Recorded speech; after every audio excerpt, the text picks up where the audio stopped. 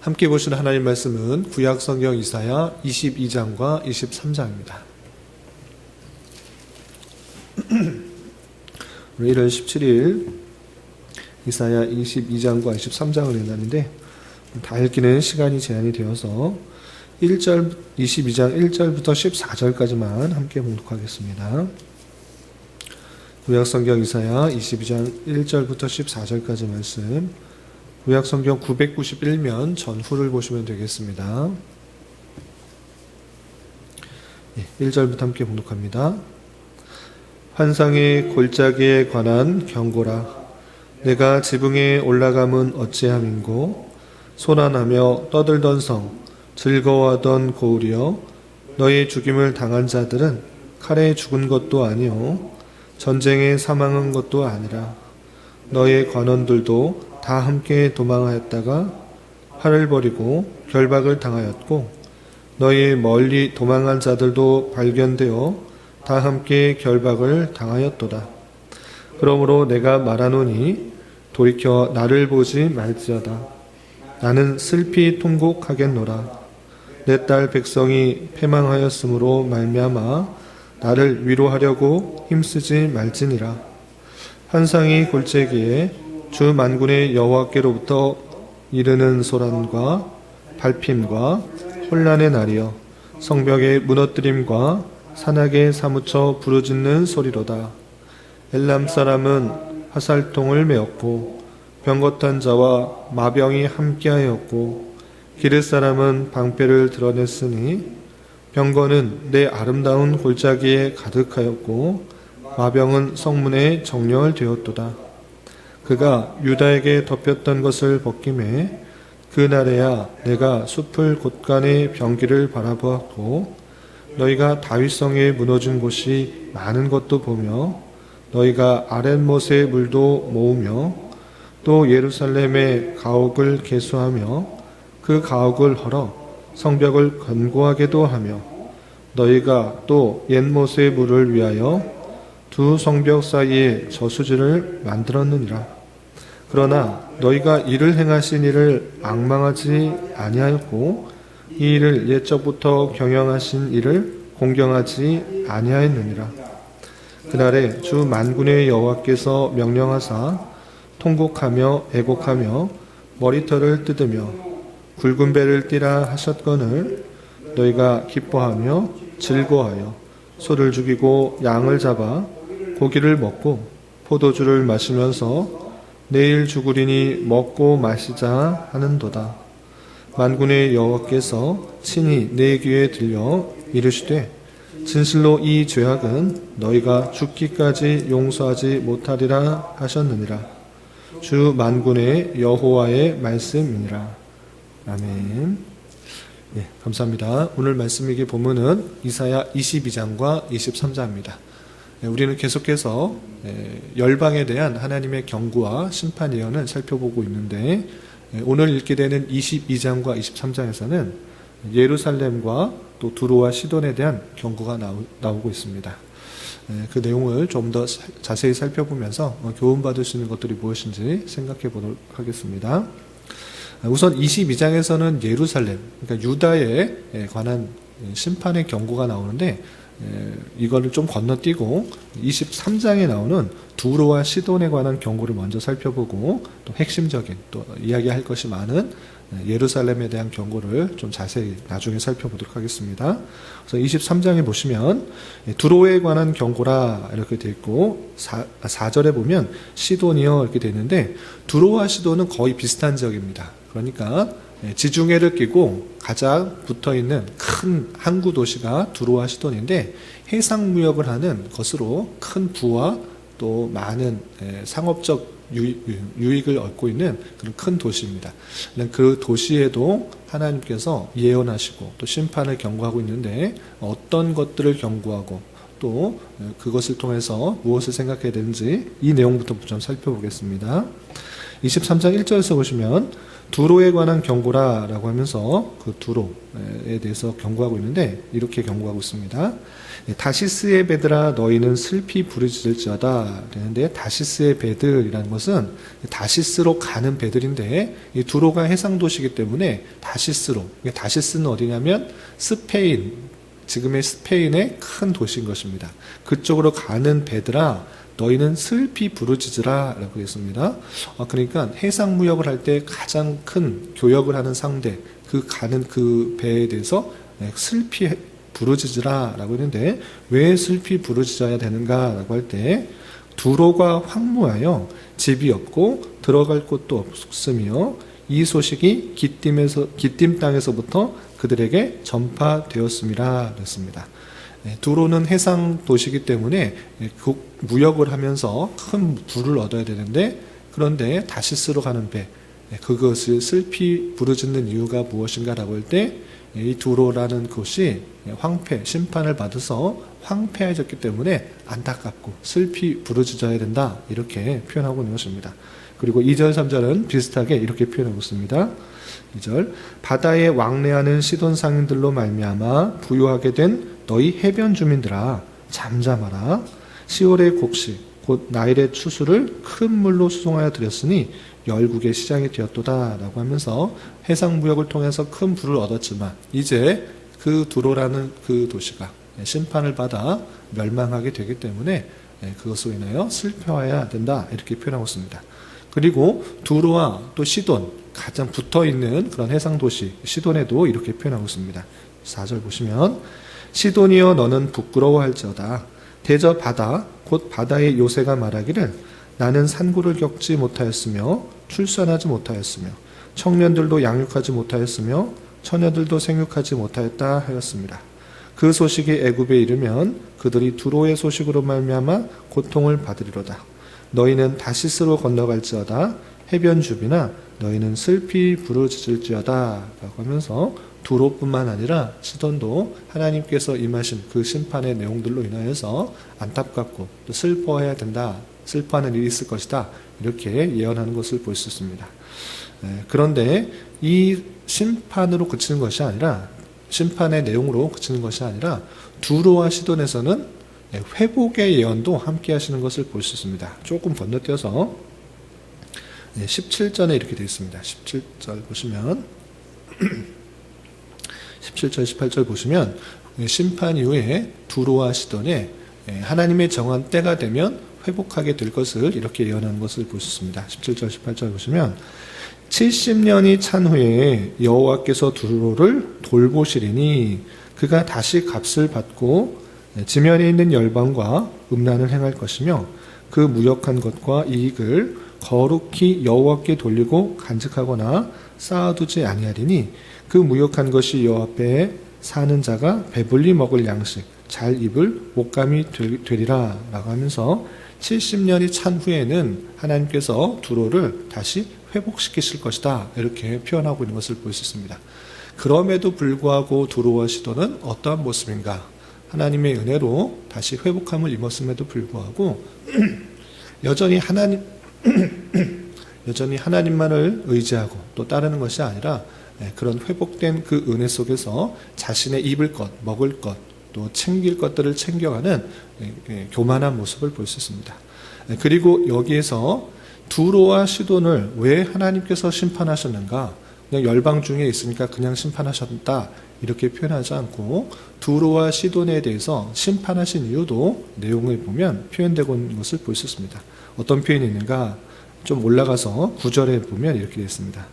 23장 9절 보시면 만군의 여호와께서 그것을 정하신 것이라, 이 심판이 하나님께서 정하신 것이다, 이렇게 말씀하셨는데 왜 심판하시기로 정하셨는가? 그 이유도 이렇게 표현하고 있습니다. 보시면 모든 누리던 영화를 욕되게 하시며 세상의 모든 교만하던 자가 멸시를 받게 하려 하심이다 라고 표현하고 있습니다.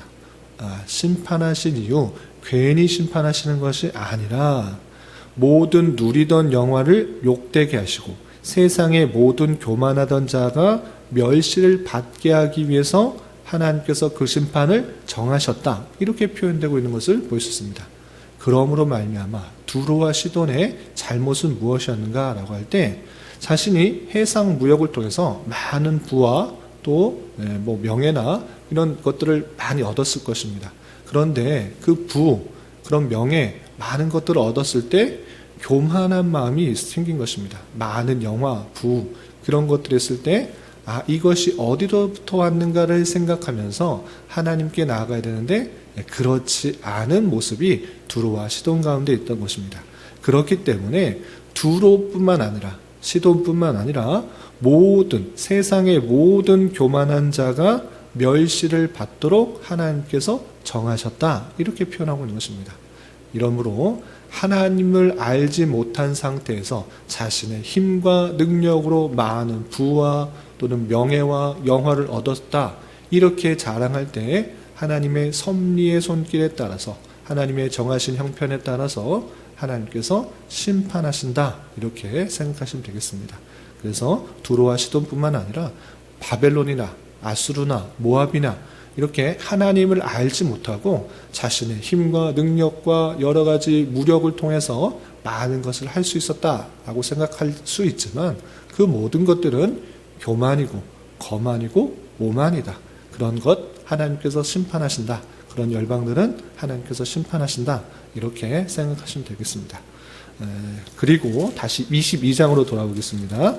22장에서는 처음에 말씀드렸던 것처럼 예루살렘에 대해서 그 예언을 하고 있는데, 예루살렘도 하나님의 섭리의 손길에 따라서 심판의 경고가 나오고 있는 것입니다. 그럼 어떻게 경고하고 있고, 또 경고에서 그치지 않고 다른 열방들과 또 어떤 차이를 두고 설명하고 있는지 내용을 좀 더 살펴보겠습니다. 22장 1절에서 보시면 환상의 골짜기에 관한 경고라 그랬습니다. 환상의 골짜기, 어떤 것인가 잘 모를 수 있는데 약간 상징적인 의미가 있습니다. 그러나 이 상징적인 의미가 문맥을 살펴볼 때 다른 곳의 환상적인 골짜기가 아니라 예루살렘을 뜻하는 그 골짜기를 뜻하는 것을 알 수 있습니다. 왜냐하면 뒤에 8절과 9절에 유다라는 표현이 있고 또 다윗성, 이런 또 10절에 예루살렘이라는 표현이 있기 때문에 예루살렘을 둘러싸고 있는 골짜기를 말하는 것이구나, 이런 것을 문맥을 통해서 충분히 알 수 있습니다. 그럼 이 예루살렘에 대한 경고가 무엇인가 계속해서 보시면 1절 내가 지붕에 올라가면 어찌함인고, 지붕에 올라간다.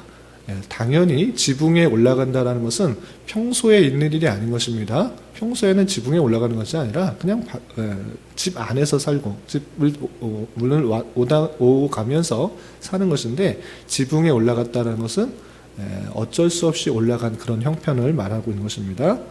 그것은 침략을 받아 숨을 곳을 찾다가 지붕까지 올라간 형편을 말하고 있는데, 그 심판을 받는 형편에 대해서 또 2절이 어떻게 표현되는지 계속해서 보겠습니다. 소란하며 떠들던 성, 즐거워하던 고을이여, 너의 죽임을 당한 자들은 칼에 죽은 것도 아니요 전쟁에 사망한 것도 아니라 너의 간원들도 다 함께 도망하였다가 활을 벌이고 결박을 당하였고, 너희 멀리 도망한 자들도 발견되어 다 함께 결박을 당하였도다 라고 하면서 칼과 또 죽음을 피하기 위해서 이곳저곳 도망다니다가 지붕까지 올라가는 그런 아주 혼란스러운 상황을 말하고 있는 것입니다. 이 예루살렘에도 그런 큰 심판의 상황들이 있을 것을 또 말하고 있는 것입니다. 또 어떤 표현들이 있는가 좀 건너뛰어서 5절에는 이런 표현이 있습니다. 5절 보시면 또 환상의 골짜기라고 표현하고 있는데, 그 환상의 골짜기에 주 만군의 여호와께로부터 이르는 소란과 발핌과 혼란의 날이요 성벽의 무너뜨림과 산악의 사무쳐 부르짖는 소리로다 라고 하면서 소란스럽고 밟히는 것, 또 성벽이 무너뜨리는 그 참혹한 상황 가운데 예루살렘에 있을 것을 경고하고 있는 그 모습을 볼 수 있습니다. 이렇게 그 열방뿐만 아니라 예루살렘에도 큰 환란과 또 혼란으로 말미암아 정말 아비규환 같은 그런 상황들이 있을 것을 표현하고 있는데, 그런 가운데 유다 백성들, 그 백성들이 가만히 있었는가? 그렇지 않고 나름대로 방비를 하고 있는 모습도 그려지고 있는 것을 볼 수 있습니다. 어떻게 되어 있는가 보시면 9절 이하 이렇게 되어 있습니다. 9절 이하 11절까지 보시면 그냥 그 전쟁의 참혹한 상황에 가만히 손먹고 있었던 것이 아니라 나름대로 방비하고 준비한 모습을 보이고 있는데, 그럼에도 불구하고 그가 하지 못한 것을 이렇게 표현하고 있습니다. 9절 이하 보시면 너희가 다윗성에 묻어진 곳이 많은 것도 보며 너희가 아랫못의 물도 모으며 또 예루살렘의 가옥을 개수하며 그 가옥을 헐어 성벽을 견고하게도 하며 너희가 또 옛못의 물을 위하여 두 성벽 사이에 저수지를 만들었느니라. 예, 다윗성에 무너진 곳, 전쟁을 치르기 위해서 어떻게 됩니까? 다시 방비를 해야 되는 것입니다. 또 오랫동안 전쟁을 할 때 가장 중요한 것이 무엇입니까?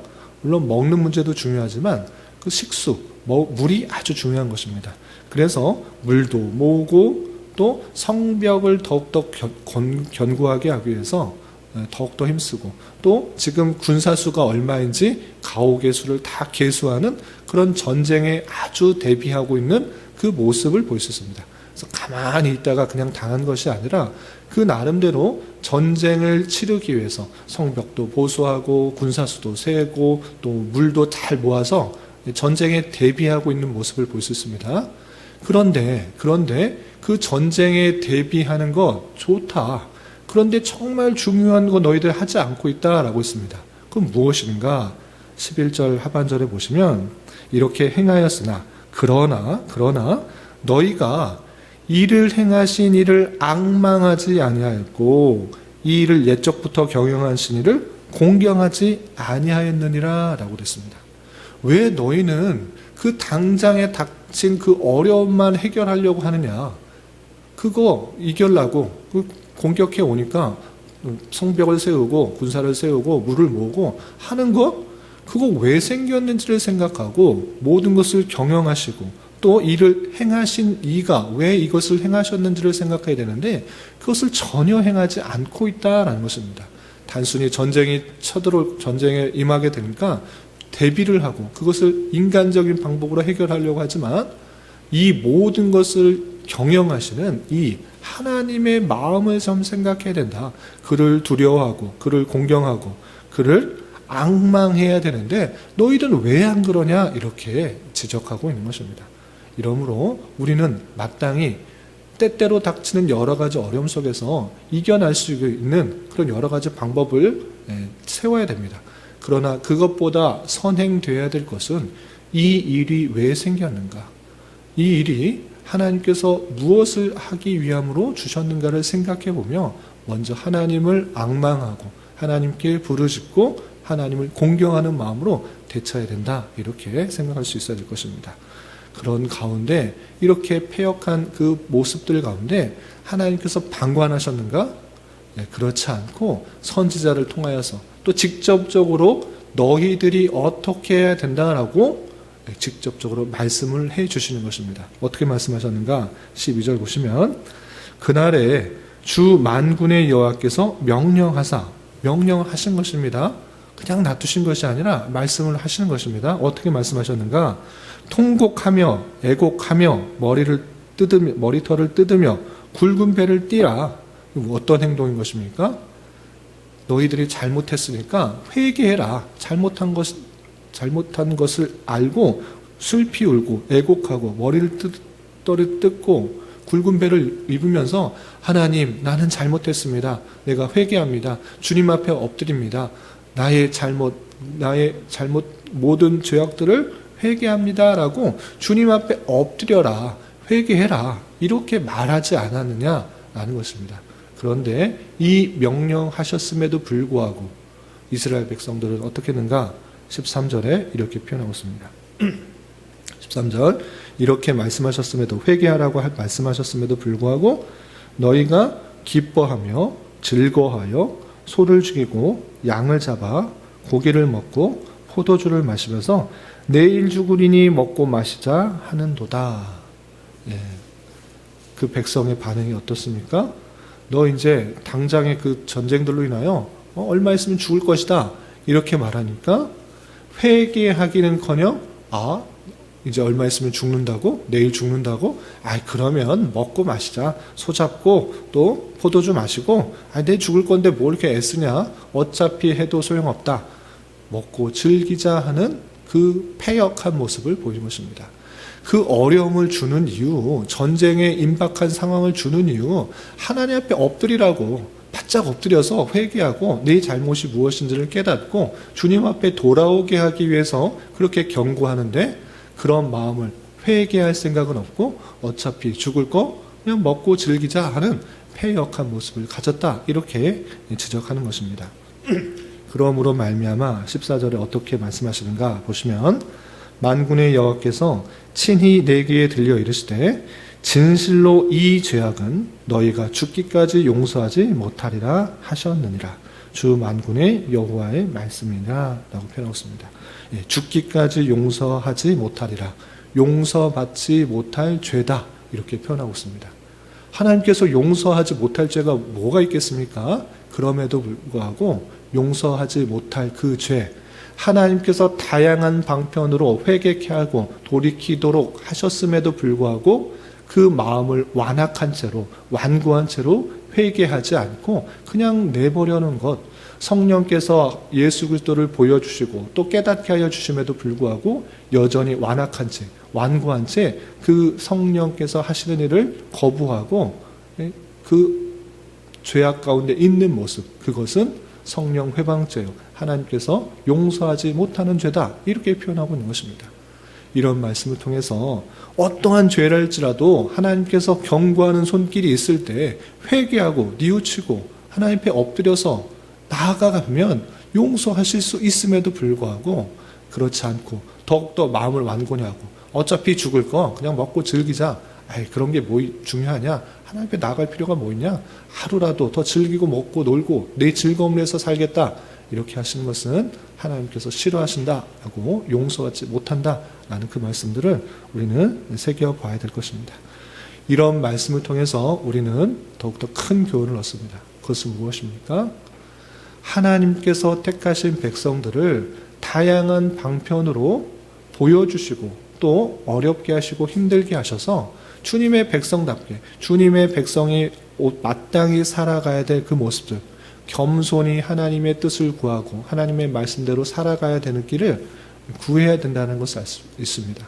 그렇지 않고 자기의 교만과 또 오만과 즐거움 위해서 살아갈 때, 하나님 버리고 살아갈 때 하나님께서는 다양한 방편으로 세계 모든 것들을 경영하셔서 그 백성들을 올바르게 살아가게 하는데 사용하신다는 그 성편들을 잘 깨달아 우리는 삶과 우리 주변에 일어나는 일들과 내 앞에 닥친 다양한 환경과 여건을 바라보면서 혹여나 내가 잘못된 길로 갈 때, 바른 길로 가지 않을 때 나를 바로잡게 하기 위한 하나님의 섭리 형편은 아닌지 되돌아보며 늘 겸손히 주님께 의지하며 회개하며 주님 앞에 나아가기를 힘써야 될 것입니다. 이런 모습을 통해서 하나님께서 선하게 역사하시고 또 인도하시는 손길을 바라보며 항상 감사와 또 찬양을 주님께 올려드리기에 힘써야 될 것입니다. 이런 저와 여러분이 되시기를 주님의 이름으로 부탁을 드립니다. 기도하겠습니다. 하나님 아버지 감사합니다. 오늘 말씀을 통해서 예루살렘과 도로와 시돈에 대한 경고의 말씀을 대하였습니다.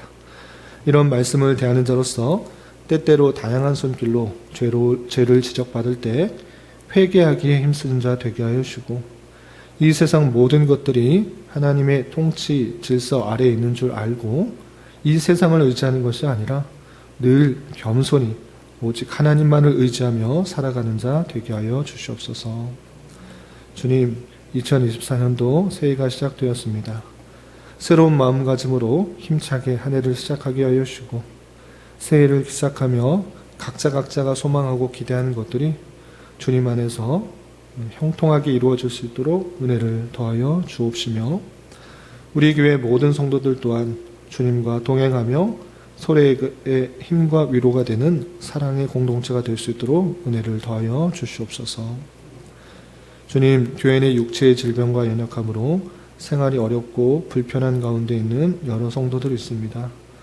주님 지켜주셔서 건강하게 잘 치유되고 회복될 수 있도록 인도하여 주시고, 직장과 사업장의 문제로 가족의 전도와 신앙을 위해, 복된 결혼과 가정을 위해 주님께 간절히 부르짖며 나아가는 여러 지체들이 있사오니 주님 그들과 함께하여 주시고 그들의 기도 응답해 주시사 우리의 기대와 소망보다 훨씬 더 풍성한 것들로 채워주시는 하나님을 깊이 경험할 수 있는 기회 되도록 인도하여 주시옵소서.